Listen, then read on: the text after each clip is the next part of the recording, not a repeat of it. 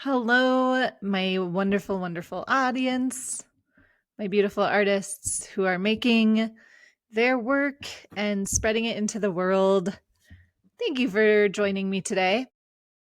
So, when I upload podcasts, when I upload each individual episode, it always asks me, what season is this episode part of? And I'm always like, season one, because I don't actually have seasons. But that's about to change.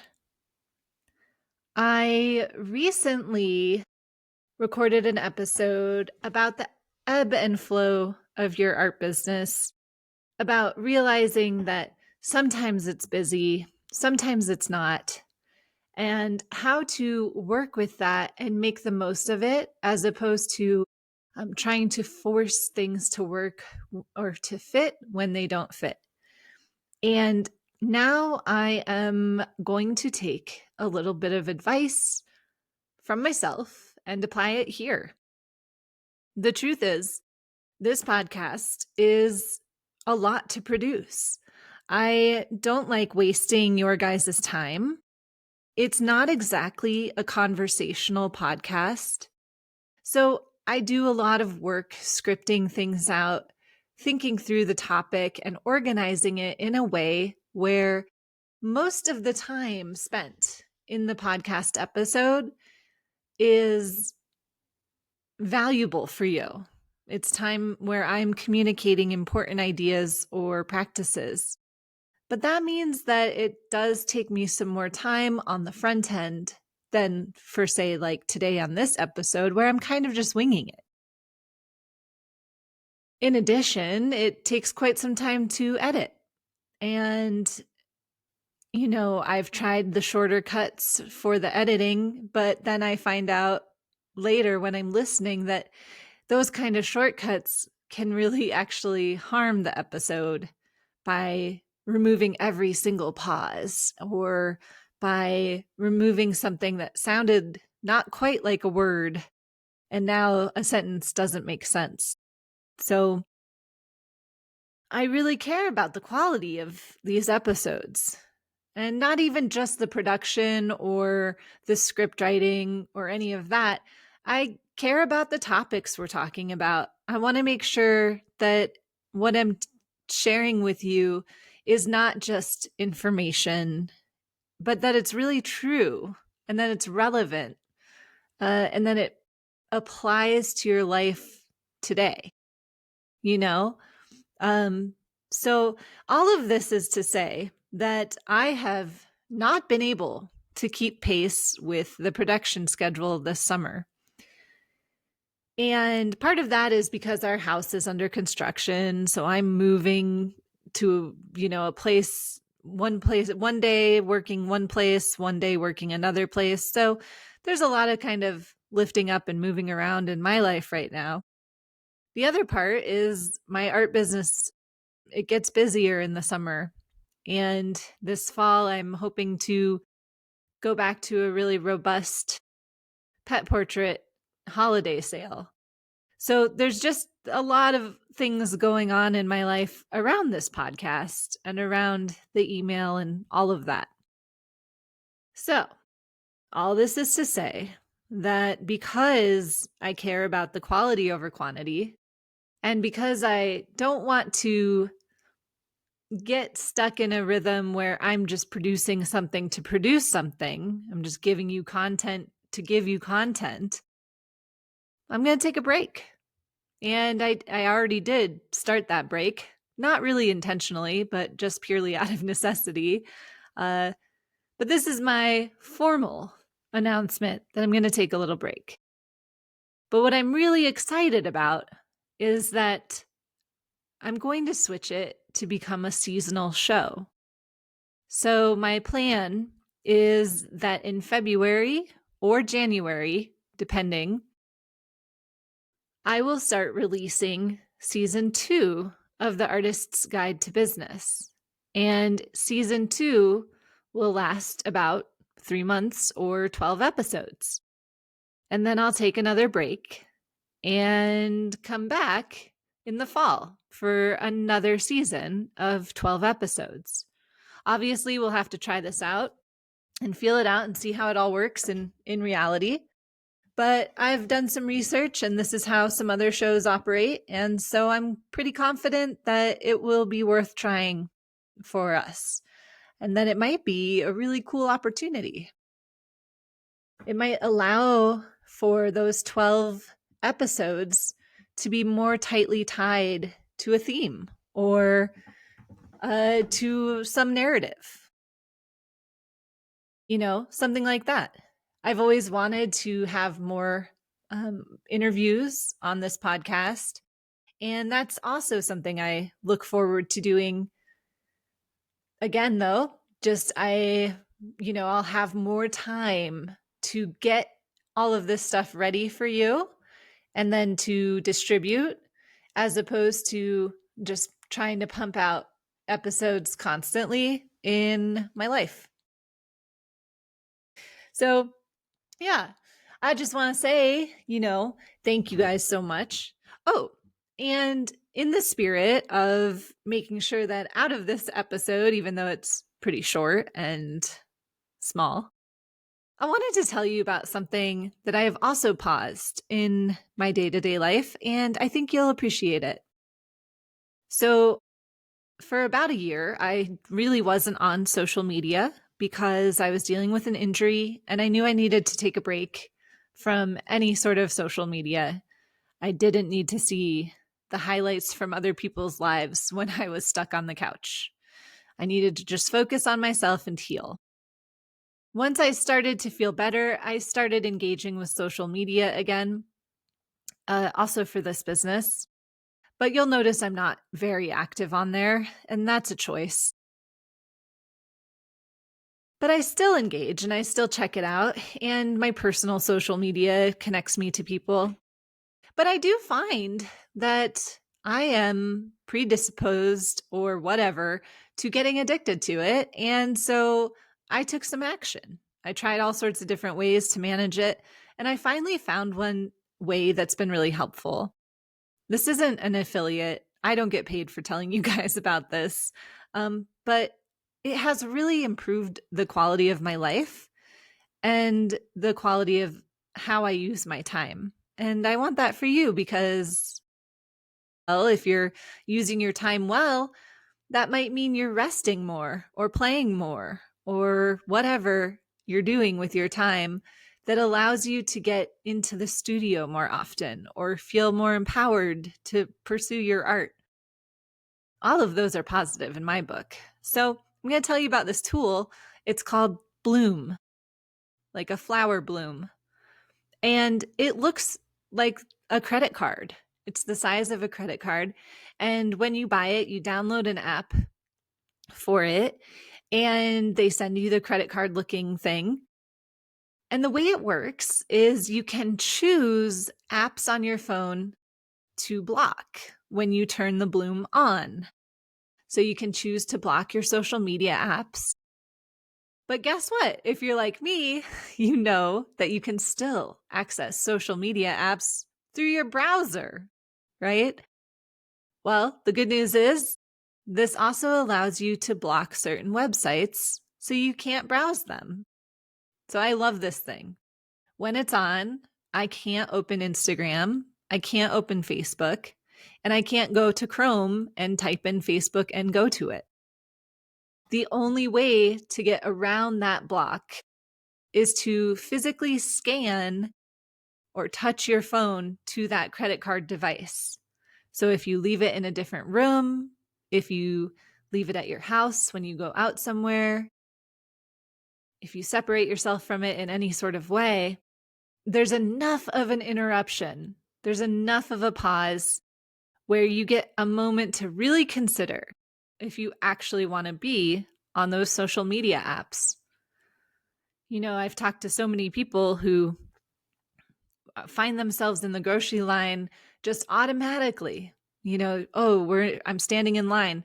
The first impulse is to pull out your phone and get on social media. I get it because it's me too. I'm probably one of the worst out there. So this provides a way for you to pause and to say, wait, is this actually a behavior I want to do, or is this just automatic? And am I just doing the easiest thing right now? Because honestly, it works. If I'm on the couch with my husband watching a show and I pull out my phone and try to just check my email, even though I'm not going to respond to any emails I get, even though I'm not needing it, like whatever, and it pulls it up and it blocks it and it says, hey, you've blocked this from your phone right now, I will literally decide, it's really not worth standing up and going to the other room to get this card so that I can do what? Look at my, inbox for about 15 seconds. So I just wanted to tell you guys about that. This tool has been really cool. It's for Android. I'm not sure if Bloom, Bloom again, I don't know if it can be used for iPhones. I know there is one that is iOS specific called Brick, Brick.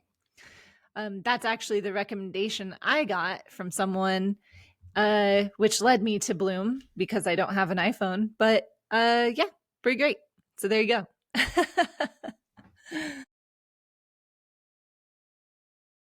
All right, I'm going to start to wrap this up. And I want you guys to know, if you've been here for a little while, if you've listened to a lot of these episodes, I'm really grateful to you for making space in your life and listening to me and pursuing your art from this place of empowerment and business oriented thinking. As I kind of finalize this season, I would just like to clarify. I want to give you guys so many resources, so many skills, tools, mindset shifts, all of it, because I want you to feel empowered to earn money and to earn resources and to walk into a space and feel dignity and respect. I've seen in my own career a lot of artists get taken advantage of over time. Sometimes it's me knowingly, there's more times than I'd like to count where I'm doing something for not enough pay or at my own detriment because it's the only opportunities that are out there. But I want to tell you guys how important it is for you to self-arrest. I'm not sure what's coming. I can't tell the future, but the trends do seem somewhat clear. And they indicate to me that this is the time for you to lean fully into actions and mindsets and behaviors that really support you and your art. And the reason is because there's no one who is going to magically show up and save you. There is no magical moment where someone tells you, guess what? You've made it. Here is income and resources for the rest of your life. And now you can make your art. That doesn't happen. Don't let anyone tell you it does. Maybe there are a select few who, it works out for that way. And that's awesome. And I'm really happy for them. But I bet that they had to work a lot to get to that point. And they got very lucky in the partnerships and the people that they've worked with to get there. Okay. So all of this whole artist's guide to business, all of this, the goal is for you to not need this podcast. The goal is for you to benefit from this podcast, to listen to it, but then I want you to take it and be creative with it and find your own partnerships, find your own solutions, find the ways you can go out in the world, create value for others, and earn and receive the income and the resources that you deserve to receive. That's the goal of the Artist's Guide to Business. And I do have the pet portrait business system, and I have an email marketing course, and I have a website launch kit that doesn't build a website for you, but helps you to really know what you want to include to make a successful website. It's something I'm really proud of, actually. But you'll notice that these resources are so that you can create the business that fits with your life and with your art. And so while I am taking this podcast break, I'll still be sending emails. I'll still be sending updates about cool resources I see, opportunities I see for artists, or just sharing my own experiences as a professional artist. And I hope that you'll continue to listen. I hope you'll continue to join me. If you haven't listened to every previous episode, consider this an opportunity to go back and listen to those. Some of them are very good. I mean, I think so. I know I put a ton of work into them and was very inspired. So, yeah, it's a good chance to do that. All of these episodes contain material that is evergreen. The resource or the principles we talk about, the mindset things we talk about, all of this, it's business. It doesn't necessarily change. Of course, there's different strategies, there's different tactics, right? There's different ways they can show up, especially as we see our environment changing a lot with AI and all of that. But the root of it all doesn't change too much. So these episodes can be valuable anytime. And that's why I feel pretty good about putting a pause on it and coming back with a lot of great new material that's fresh, that's inspired, that's rooted in reality, and that's practical to empower you and to help you build your art business. Like I said, I'm going to aim for late January into February to start the next season of the Artist's Guide to Business. I hope that you are on my email list. If you're not, you can go to www.theartistsguidetobusiness.com and you will find a lot of places where you can submit your email address, but especially you can just do it right there. So that you can stay updated. And as I produce more episodes, you'll get notified that the show's coming back. In the meantime, some of the other fun things that I have in store, I think I might have come up with a really, really cool idea that is based again on an actual experience and a partnership with another artist that could benefit a lot of us. And so I'm going to be also working on that behind the scenes over the next few months. And I'm really excited about it. I won't give you too many details. But just know it's going to look a little bit like I'm not really active on the podcast or on social media. My goal is to continue to send somewhat sporadic emails, but otherwise it might look like I'm not very active. And I want you to know that's just because something is being built behind the scenes. So I'm really excited to do that. In the meantime, you guys know where to find me. You can always send me an email. And I hope that you have a really good fall.